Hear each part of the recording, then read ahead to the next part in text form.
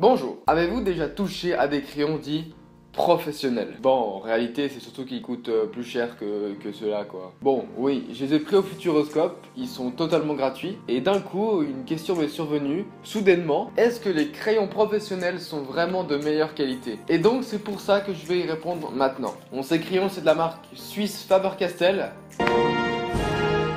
Et les crayons Futuroscope, bah c'est la marque Futuroscope. J'ai bien fait attention d'acheter les crayons de même couleur parce que franchement, le con qui achète un crayon bleu alors que l'autre il est rose, il est vraiment con. Bonsoir, alors je vais comparer le bleu et le rose parce que c'est deux couleurs que j'aime bien. Alors ce qui est dingue, c'est qu'en fait, le bleu est bleu et le rose est rose. Vraiment un truc de dingue. Ok, j'avoue que c'est un petit peu dingue. J'ai envie de comparer l'esthétique parce que c'est chouette. Je tiens déjà à dire que j'ai beaucoup utilisé le rouge parce que je l'avais déjà avant et du coup il est plus petit que les autres. Bienvenue sur une vidéo unboxing de crayons. Alors déjà on peut comparer la taille, les gratuits sont vraiment très petits par rapport aux crayons Faber-Castell. Et franchement je les trouve totalement moins beaux à proprement parler. Parce que déjà ceux-là ils sont plus colorés. Parce que moi j'aime bien quand il y a beaucoup de couleurs. Merde, j'ai lâché un crayon. Bon, je disais, les Faber-Castell sont très colorés et moi j'aime bien ça. La mine au bout des Faber-Castell ressort plus que ceux du Futuroscope. Bon, là je fais un peu traîner, mais faut quand même tester les crayons. Ah là là, n'importe quoi c'est joli. J'ai l'impression en fait c'est très dur comme crayon. Genre ça s'étale pas très bien. C'est pas grave, j'arrive très bien à colorer, mais et la couleur, même si j'appuie beaucoup, il n'y a pas énormément de couleur qui revient. Mais bon, ça va, j'ai à peu près réussi à ce que je voulais faire. La mine noire, bah, on va la colorer en noir. Du coup, en fait, c'est pas vraiment du noir, c'est une sorte de gris. Pour la gomme, qui est donc normalement rose sur les crayons, je fais avec du rouge. Et je fais aussi plus clair. Du coup, j'appuie pas.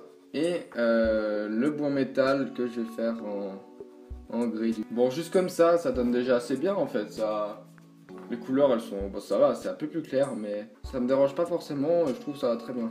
Par contre, là, moi qui veux faire des ombres et tout ça, là j'arrive un peu moins. Mais on y arrive. Par contre, j'ai l'impression que le rouge, il ressort beaucoup de couleurs, c'est pas mal ça.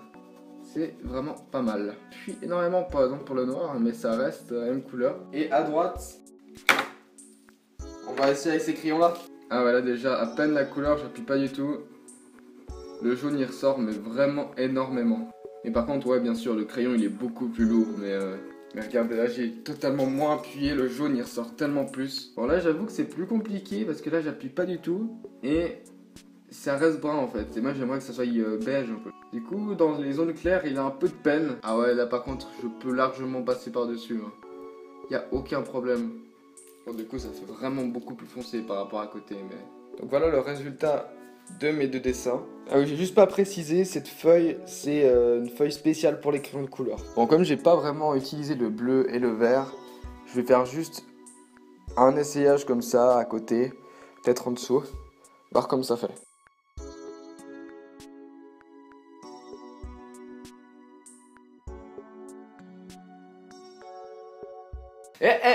C'est pas fini. Enfin oui et non, partez pas.